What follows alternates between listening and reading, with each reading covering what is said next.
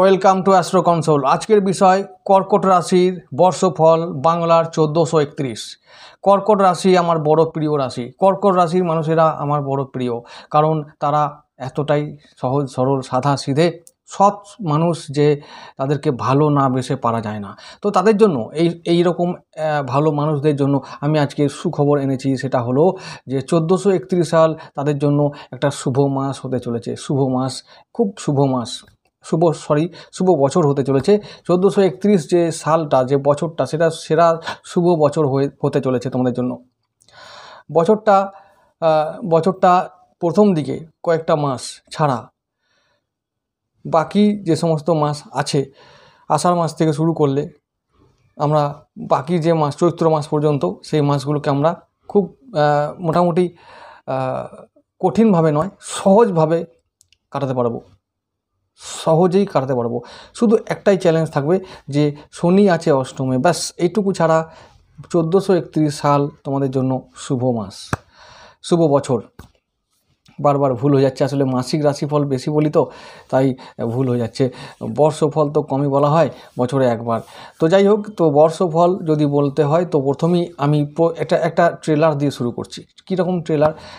যে বৈশাখ থেকে চৈত্র পর্যন্ত এই যে 12টা মাস কেমন যাবে তার একটা ট্রেলার দিচ্ছি, তারপরে বিস্তারিত যাচ্ছি। তোমাদের রাশি সম্বন্ধে একটু বলবো, তোমাদের যেসব গোচরে ঘটনাগুলো ঘটবে, অর্থাৎ কী কী যোগ তৈরি হবে সে সম্বন্ধে বলবো।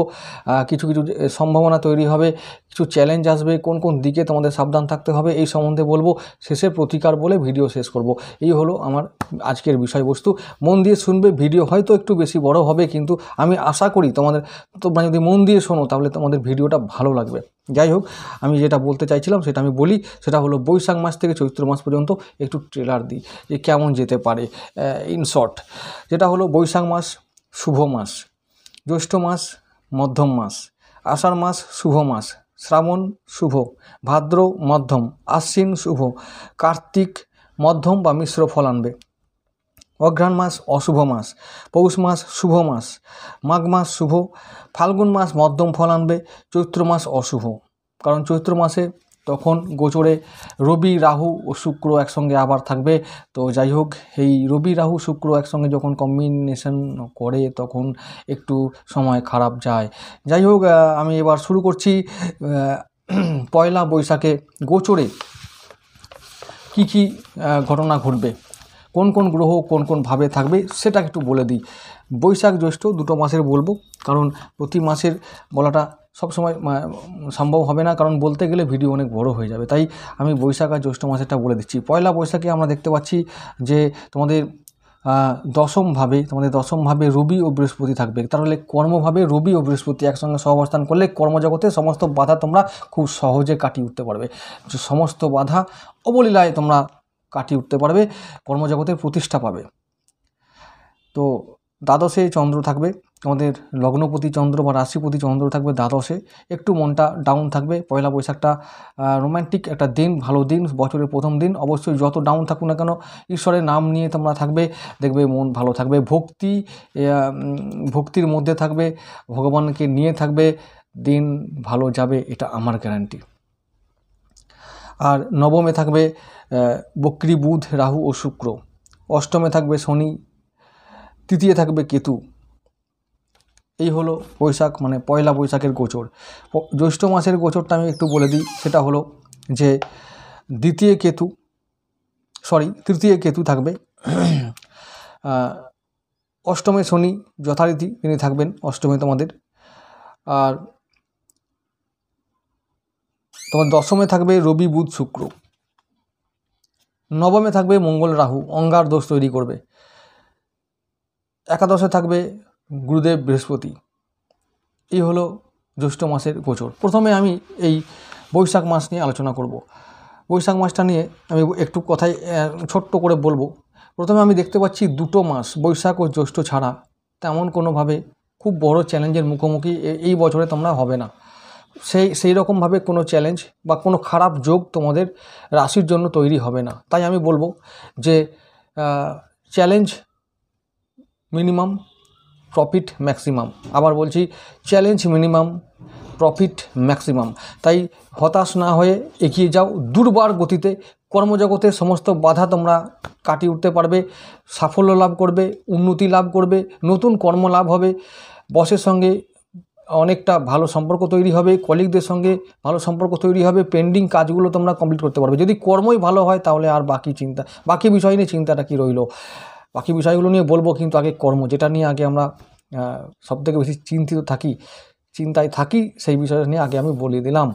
তো আরও আসছি, আমি পার্টে পার্টে আমি সব কিছুই বলতে শুরু করব।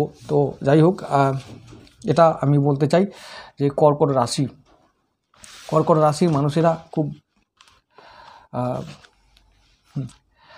এতটাও সহজ সরল হওয়াটা বর্তমান সমাজের পক্ষে আমি মনে করি অন্যায় হওয়া।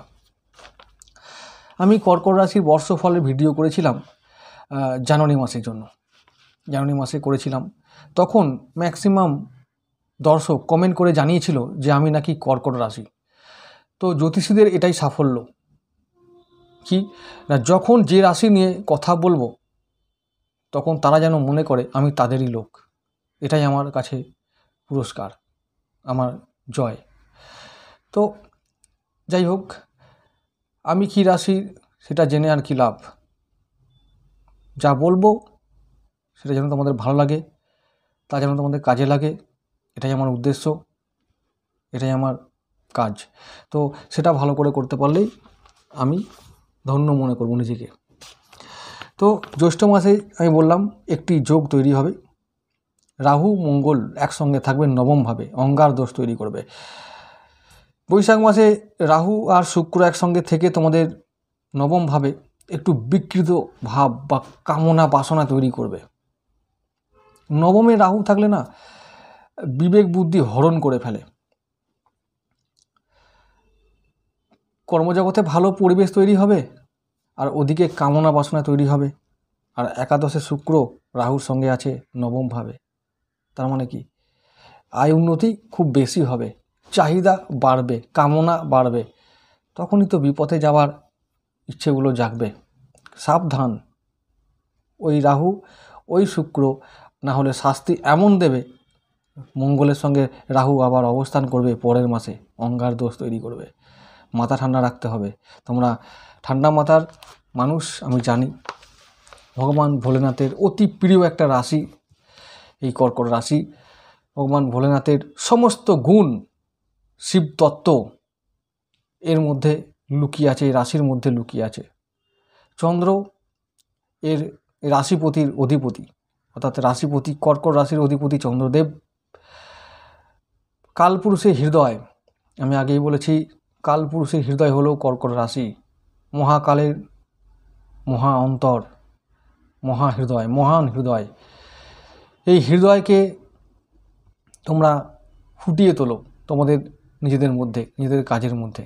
এটাই তোমাদের মেন উদ্দেশ্য পৃথিবীতে আসার। কালপুরুষের হৃদয় কেমন হতে পারে? কালপুরুষ মানে কি? মহাকাল, ভগবান ভোলেনাথ, শিব। শিব স্বয়ং রুদ্র।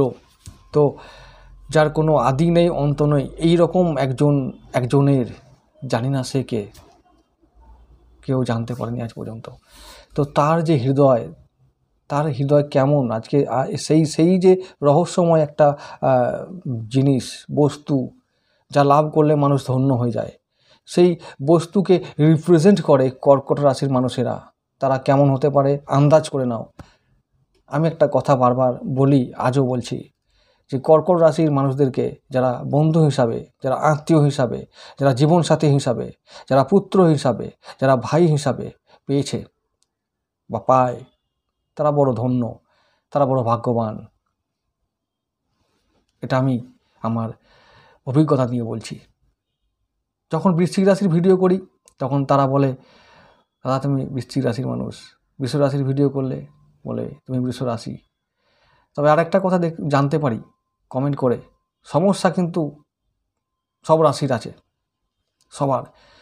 সব রাশির মানুষরা বলে আমাদের কপালে খুব দুঃখ, কিন্তু দুঃখ সব মানুষের জীবনে আছে, ভাগ্যে আছে।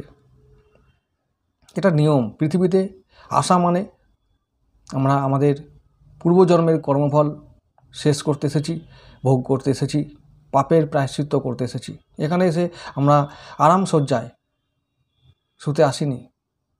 তাই জীবন যুদ্ধ হবে, জীবন অগ্নিপথের কাঁটা হবে, এটা স্বাভাবিক। যাই হোক, দুঃখ যাই থাক না কেন, সেটাকে পার করার যথেষ্ট যোগ্যতা ও সামর্থ্য তোমাদের ভগবান ভোলেনাথ দিয়েছে, এটা আমি বিশ্বাস করি। এটা আমি বিশ্বাস করি যে কর্কট রাশির মানুষরা এমন হৃদয়বান যে হৃদয়ের সমস্ত ভালোবাসা দিয়ে বিশ্ব জয় করতে পারে। তাদের মধ্যে এত ট্যালেন্ট আছে যে সেই ট্যালেন্টের শুধু ওই প্রতিভার স্ফুরণ ঘটিয়ে দাবানল তৈরি করতে পারে। এই মানুষগুলোই তো এই দাবানল বুকের মধ্যে রাখে। সৃষ্টির মূল কারণই তো অগ্নি, তাই তাদের মধ্যে অগ্নি থাকে, তাদের হৃদয়ের মধ্যে অগ্নি থাকে। অগ্নি না থাকলে সৃষ্টি করা যায় না, তাই তারাই তো ভালো সৃষ্টি করতে পারে, কল্পনা করতে পারে, স্বপ্ন দেখতে পারে। তারা স্বপ্ন দেখায়, স্বপ্ন দেখে, তৈরি করে, সৃষ্টি করে। এই হলো কর্কট রাশির মানুষ। এই তো তাদের হৃদয় এত মহৎ, এত রহস্যময়, এত গভীর যে এদেরকে কেউ খুব সহজে বুঝতে পারে না, ধরতেই পারে না। তাই তো তাদেরকে সবাই ব্যবহার করে, ঠকায়, প্রতারণা করে, আবার ব্যবহার করে ছেড়ে দেয়। যাই হোক, এটা বাইরের লোকেরা করুক, কিন্তু যারা রাশির মানুষ, এই রাশির মানুষ, তারা জানে যে আর যাই করুক না কেন, সে তো অন্যায় করেনি, বাইরের লোকেরা যা করে করুক। তার জন্য তো আছে স্বয়ং ভোলেনাথ, বাঁচাবার জন্য। হ্যাঁ, বাঁচায়, তাদেরকে ঠকিয়ে কেউ পার পায় না, এটা আমি জানি। তারা জীবদ্দশায় দেখে যায় যে তাদেরকে যারা ঠকিয়েছে, যারা কাঁদিয়েছে, তারা একদিন কাঁদবেই। তারা এটা দেখে যায়। ম্যাক্সিমাম কর্কট রাশির মানুষদের এটা দেখতে হয়, দেখে যায় তারা, সেই সৌভাগ্য হয় তাদের। আমি আবার বলছি, পৃথিবীর যে প্রান্তে যত কর্কট রাশির মানুষ আছে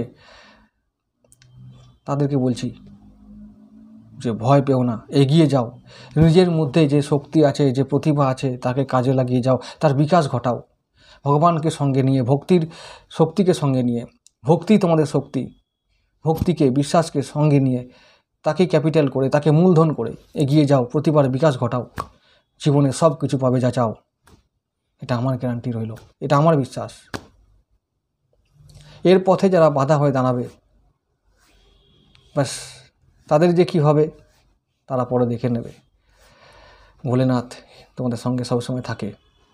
যারা কর্কট রাশির মানুষ, তারা চন্দ্রের অধীনে চলে, অধীনে থাকে, সেই স্বয়ং চন্দ্রদেবকে ভগবান ভোলেনাথ মাথায় নিয়ে থাকে। তোমাদেরকেও তাই। তোমরা বড় প্রিয় ভগবান ভোলেনাথের। মহৎ হৃদয়, মহৎ চিন্তা, মহৎ প্রতিভা নিয়ে তোমরা জন্ম নিয়েছ। শুধু কষ্ট একটু বেশি বলে তোমাদের মাঝে মাঝে ধৈর্যচ্যুতি ঘটে, অবিশ্বাস জন্মায়, ক্রোধ জন্মায়, হিংসা জন্মায় মাঝে মাঝে। মানুষ তো, মানুষের হৃদয় তো রক্তাক্ত তো হবেই। তো তবুও বলছি যে এই 1431 তোমাদের জন্য একটা অন্য রকমের বছর হবে। সে বছর তোমাদেরকে শনিদেব অষ্টমে থেকে তোমাদেরকে অনেক কিছু টেস্ট করবে, অ্যাসিড টেস্ট করবে, তোমাদের ধৈর্যের পরীক্ষা নেবে, কষ্ট দেবে, পুড়িয়ে দেবে, পুড়িয়ে সোনা করবে। বা সোনা হতে দাও, পুড়তে দাও নিজের অন্তরকে। অন্য কাউকে পুড়িও না, নিজের অন্তরকে পোড়াও। দেখবে ওখান থেকে হিরে বেরোবে, হিরে। যা তৈরি করবে, যা সৃষ্টি করবে, লোকে দেখবে, তাক লাগিয়ে দেখবে, লোকে তাক লেগে যাবে দেখে। বাস এটা করো। যে যেমন লোক, কর্কট রাশির মানুষদের বলবো, তোমরা যে যেমন লোক, যে যেমন মানুষ, যে পেশায় আছো, নিজের পেশায় সর্বোত্তমভাবে চেষ্টা করো যে আমি সেরা। ভুজিয়াওয়ালা হতে পারে, রিক্সাওয়ালা হতে পারে, নো প্রবলেম, বাট আমি যে রান্নাটা করব, সেরা করব, এটা আমি মহাদেবের জন্য করব, আমার পরমাত্মার জন্য করব। সে আমাকে বিদ্যা দিয়েছে, আমি তার জন্য করব। ভালো কে বললো না বললো দেখা দরকার নাই। আর যদি তার জন্য করি তো ভালো সবাই বলবে, ভালো সবাই বাসবে, পেটের ভাতের অভাব হবে না, এটা বলে রাখলাম।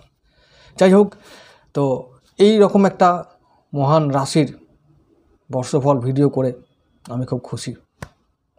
তো আমি শুরু করছি। জ্যৈষ্ঠ মাসের ব্যাপারটা বলি একটু। জ্যৈষ্ঠ মাসে কী হবে, প্রচণ্ড গরম, প্রচণ্ড গরম। সূর্যদেব থাকবে একবারে বৃষ রাশিতে, একবারে টকবক টকবক করবে গরমে। সেই সময় মাথা গরম হবে।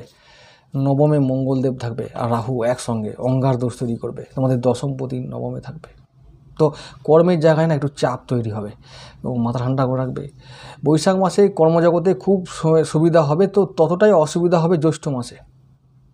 তো সেই সময় মাথা ঠান্ডা রাখতে হবে।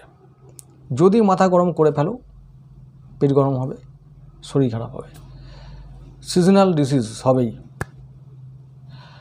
অগ্নিতত্ত্বের একটা গ্রহ জল রাশিতে থাকবে, তার মধ্যে সে দুর্বল হবে, কখনো সবল হবে, এরকম একটা অবস্থা তৈরি হবে। তার সঙ্গে রাহু যুক্ত হলে সেই প্রভাবটা আরও বাড়বে।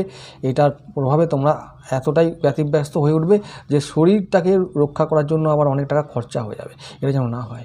গাড়ি চালাবে সাবধানে, লাল বস্ত্র পরিধান করবে সবসময়। লাল গাড়ি তোমাদের জন্য খুব ফেভারিট, কিন্তু অবশ্যই সাবধানে গাড়ি চালাবে। লাল বস্ত্র, লাল রং তোমাদের জন্য ফেভারিট, লাল রং। মঙ্গল তোমাদের রাজ্যকারী গ্রহ। তো চর রাশি একটু চঞ্চল, একটু অস্থির, তবুও মন থেকে দিলদার একদম। এরকম মানুষেরা কষ্ট পায় এবং পাবেই, এটা নিয়তি তাদের। কারণ ভগবান তাদেরকে নরম করেছে এই জন্য যে তাদেরকে সবাই ঠোকর মারুক, এটা চায় প্রকৃতি। ঠোকর মারুক, ঠোকর না মারলে তারা শক্ত হবে না। তো ঠোকর মারলেও, ঠোকর খেলেও ঝুঁকে যেও না, কারণ তোমরা হচ্ছে জল।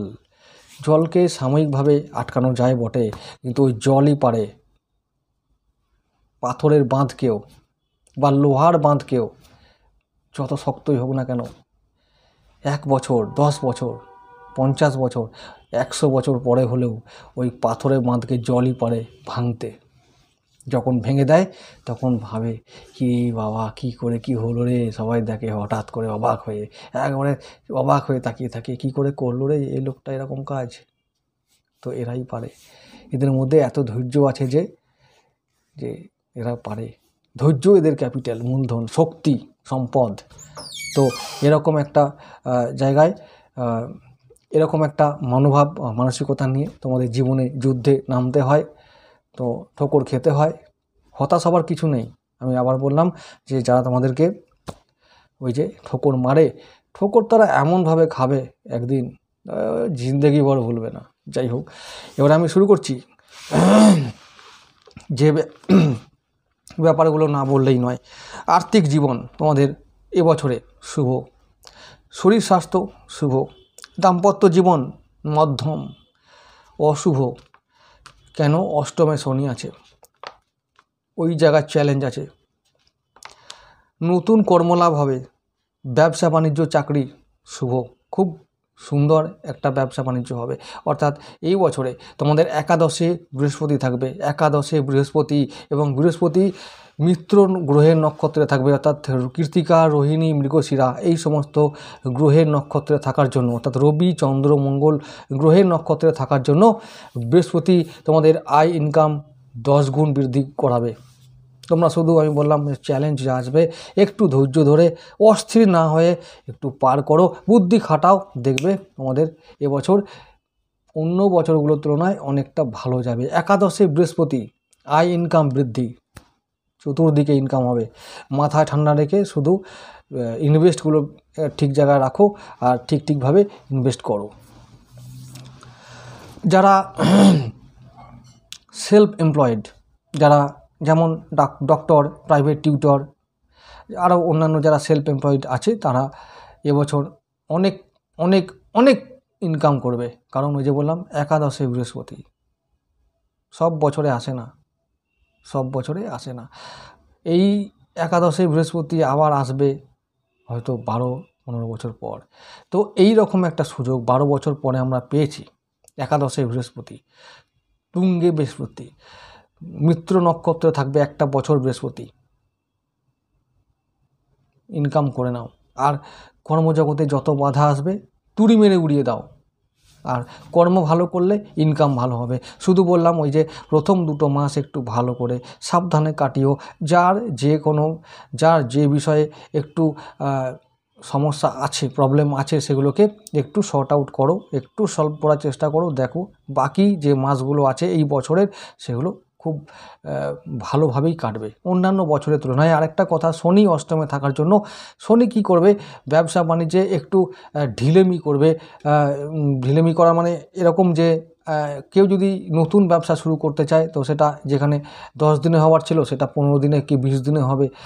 যেটা যে ব্যবসা থেকে যে প্রফিটটা পাওয়ার কথা ছিল, সেটা আজকে পাওয়ার ছিল, সেটা হয়তো 3 দিন পরে হবে। এই সমস্ত বিষয়গুলো ছাড়া অন্য কোনো বিষয়ে সমস্যা আসবে না। যারা হেভি ইন্ডাস্ট্রিতে কাজ করো বা এই সমস্ত ক্ষেত্রে, যেমন কারখানা, কলকারখানা, গাড়ি, অটোমোবাইল, এই সমস্ত জায়গায় কাজ করো, হার্ডওয়্যারসের বিজনেস যারা করো, যারা ট্রান্সপোর্টের বিজনেস করো, তাদের জন্য এই বছরটা এরকমই হঠাৎ করে অনেক প্রাপ্তি ঘটবে, এবং সেটা বছরের শেষে গিয়ে ঘটবে, কিন্তু প্রথম দিকে তোমরা একটু চ্যালেঞ্জ পাবে। যারা স্টুডেন্ট আছো, তোমাদের পঞ্চমপতি মঙ্গলদেব প্রথম দিকে একটু ভোগাবে, রাহুর সঙ্গে থেকে তোমরা কয়েকটা প্রথম 2 মাস তোমাদের পড়াশোনায় একটু ব্যাঘাত ঘটবে, মনোসংযোগ করতে অসুবিধা হবে, কিন্তু বাকি বছরগুলোতে বিদ্যা লাভে কোনো বাধা নেই। বিদ্যা লাভে বা বিদ্যার জায়গাটা শুভ। যারা মানে 1 থেকে 10 যাদের আছো, স্টুডেন্ট আছো যারা 1 থেকে 10, তাদের জন্য এবছরটা আমি মনে করি খুব ভালো একটা বছর।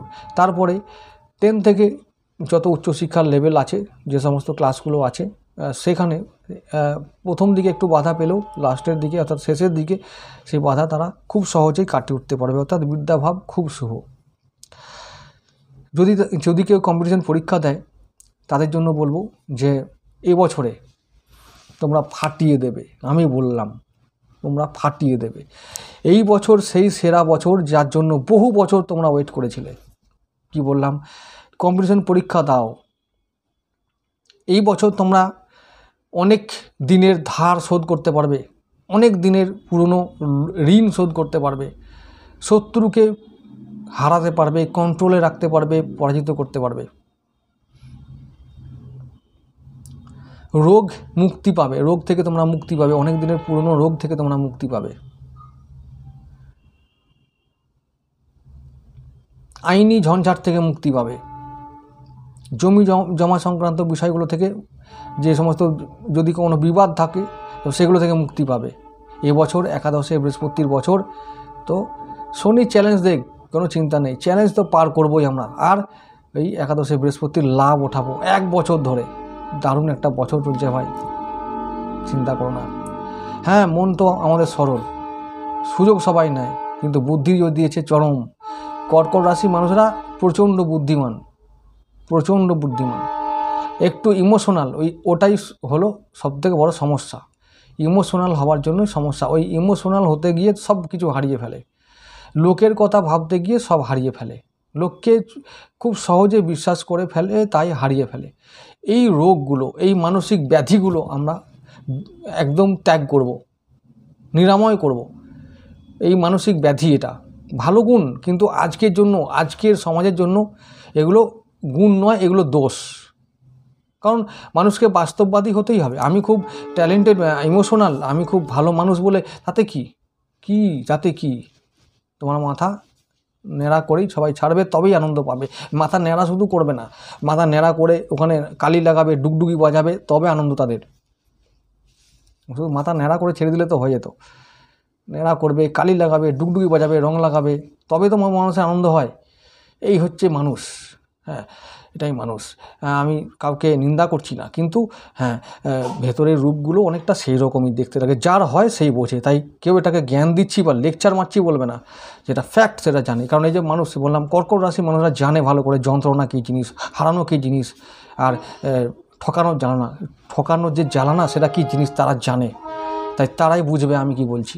যাই হোক, এবার যেটা বলছিলাম সেটা বলে নিই লাস্টে। কার্তিক, অঘ্রাণ, পৌষ, মাঘ এই 4টে মাস গুরুদেব দেবগুরু বৃহস্পতি বক্রী থাকবে। এই সময়কালে কি তোমাদের করা উচিত? এই সময়কালে অর্থাৎ এই 4 মাস সময়ে তোমরা কি করবে? তোমরা গুরুদেব তো তোমাদের একাদশে থাকবে, দশমভাবে বক্রী থাকাকালীন দশমের ফল দেবে। অর্থাৎ কর্মজগতে যদি কোনো পেন্ডিং কাজ থাকে, আনফিনিশড কাজ থাকে, অর্থাৎ অসমাপ্ত কাজ থাকে, সেগুলোকে ফিনিশ করার চেষ্টা করবে। তখন ওই সময় ওই পেন্ডিং কর্মগুলো ফিনিশ করার তোমরা আপ্রাণ চেষ্টা করবে এবং সফল তো হবেই যদি চেষ্টা করো। এবং তারপরে ওই যে পেন্ডিং ফিনিশ কর্মগুলো কাজ করলেই না, তারপরে দেখবে যখন গুরুদেব আবার মার্গী হবেন ফাল্গুন মাসে, তখন তোমরা আবার দ্বিগুণ ইনকাম করতে পারবে। তো এইটা যেন মনে থাকে। কি করবে না, ওই যে বললাম 4 মাস বক্রী থাকাকালীন কোনো শুভ কাজ করবে না, পেন্ডিং কর্মগুলোকে ফিনিশ করবে। শুভ কাজ বিশেষ করে বিবাহটা মাঘ আর ফাল্গুন মাসে করবে। তোমাদের জন্য বারবার বলে দিলাম মাঘ আর ফাল্গুন মাস। আর বাকি অন্যান্য যে সমস্ত মাসগুলো আছে বিবাহের জন্য যার উপায় নেই সে করতে পারে, কিন্তু যদি উপায় থাকে তাহলে মাঘ আর ফাল্গুন মাসটাকে নির্বাচন করবে বিবাহের জন্য। আর অন্যান্য ওই 4টে মাসে শুভ কাজ যেমন গৃহ নির্মাণ, গৃহ কেনা বেচা, বাহন গাড়ি বাড়ি কেনা বেচা, তারপর হচ্ছে যে জমি কেনা বেচা, তারপর হচ্ছে যে গৃহ নির্মাণ, গৃহপ্রবেশ, মন্দির নির্মাণ, এই সমস্ত শুভ কাজ না করাই ভালো। ওই 4টে মাস গুরুদেব বক্রী থাকাকালীন মানুষের বিবেক বুদ্ধি চলে যায়, বাইরে চলে যায়। তো সেই সময় তোমাদের যা মন, তোমাদেরকে কেউ টুপি পরাতেই পারে, সেই সময় সাবধান থেকো, ব্যাস ওইটাই বলবো। বাকি ফাল্গুন মাসটা মধ্যম মানের মাস হবে আমি বলেছি। চৈত্র মাসটা অশুভ মাস। তো চৈত্র মাসে অশুভ থাকার কারণ হবে একটাই, তখনও সেই আবার একটা গ্রহণ দোষ তৈরি হবে ওই মীন রাশিতে। তাই বলবো যে সেই সময় তোমাদের একটু টাকা পয়সার দিকে ক্রাইসিস আসতে পারে, মান সম্মানে টানাটানি হতে পারে, আত্মীয় স্বজন বা শ্বশুরবাড়ির সঙ্গে সম্পর্ক একটু খারাপ হতে পারে। এই হলো একটা বড় সমস্যা তৈরি হবে। আমি যে ভিডিওতে যে সমস্ত ফলগুলোর কথা বললাম এবং যে মাসগুলোর কথা বললাম তোমরা পারলে নোট করে নেবে। আমি জানি যে ভিডিও বড় হচ্ছে, কিন্তু উপায়ও নেই, না বললেই নয়, যে কথাগুলো সেগুলো আমাকে বলতেই হচ্ছে। আর আমি একটা কথা বলতে ভুলে গেছিলাম, বলি সেটা হলো সন্তানের ভাব নিয়ে আমি কি বলবো। সন্তান ভাবের কথা যদি বলতেই হয় তাহলে প্রথম 2 মাস সন্তানকে নিয়ে একটু সমস্যায় থাকতে হবে। তারপরে যে সমস্ত মাসগুলো আসছে, অর্থাৎ আষাঢ় মাস থেকে বাকি যে সমস্ত দিন বা মাসগুলো আসবে, সেগুলো সন্তানকে নিয়ে সেভাবে সমস্যায় থাকবার কোনো কারণ থাকবে না বা কোনো সমস্যার কারণ নেই। সন্তান তার শরীর স্বাস্থ্য খুব ভালো থাকবে, সন্তান ভালো থাকবে, তার বিদ্যায় কোনো বাধা আসবে না। তো বিদ্যায় প্রাইমারি একটু মনোসংযোগ করতে অসুবিধা হতে পারে, কিন্তু সেটা সাময়িক। তো এবার কি বলবো যে পিতামাতা শরীর স্বাস্থ্য কেমন থাকবে। পিতামাতা শরীর স্বাস্থ্য মানে হচ্ছে যে রবি ও চন্দ্র, যদি রবি চন্দ্র মাঝে মাঝে এরা একটু যখন শুক্র এবং রাহুর সঙ্গে এবং শনির সঙ্গে গোচর করবে তখন একটু সাবধান থাকতে হবে। তাছাড়া অন্যান্য সময় চিন্তার কোনো কারণ নেই, তাদের শরীর স্বাস্থ্য স্বাভাবিক থাকবে, সুস্থ থাকবে, কোনো চিন্তার কারণ নেই। এবার বলবো যে ভাই বোনদের সঙ্গে তোমাদের সম্পর্ক কেমন থাকবে, পড়শিদের সঙ্গে সম্পর্ক কেমন থাকবে, রিলেশন উইথ সিবলিংস। তো আমি বলবো যে প্রথম দিকে ওই যে যতক্ষণ অঙ্গার দোষটা কাটছে গোচরে ততক্ষণ পর্যন্ত ভাইদের সঙ্গে বা বোনদের সঙ্গে বা আত্মীয়দের সঙ্গে বিবাদ না করাই ভালো। বা জমি জমা সংক্রান্ত বিষয়গুলোকে যদি বিবাদ থাকে এই সংক্রান্ত বিষয়, তাহলে সেগুলোকে একটু পেন্ডিং রেখে দাও, পরে অঙ্গার দোষ কেটে গেলে আষাঢ় মাস থেকে এই কাজগুলো করবে। তো জুন মাসের পরে, ইংলিশের জুন মাসের পর থেকে এগুলো করলে ভালো হয়। তো যাই হোক, আমি এবার লাস্টে বলবো যে কর্কট রাশির জন্য শুভ রং কোনটা। কর্কট রাশির জন্য শুভ রং হলো লাল, গেরুয়া, গোলাপি, তারপরে হলুদ, কমলা, এই সমস্ত রঙগুলো হচ্ছে ফেভারিট রং। আর তোমাদের জন্য কর্কট রাশি, কর্কট লগ্ন হলে পোখরাজ এবং চুনি আর লাল প্রবাল বা রক্ত প্রবাল তোমাদের জন্য সবথেকে লাকি রত্ন।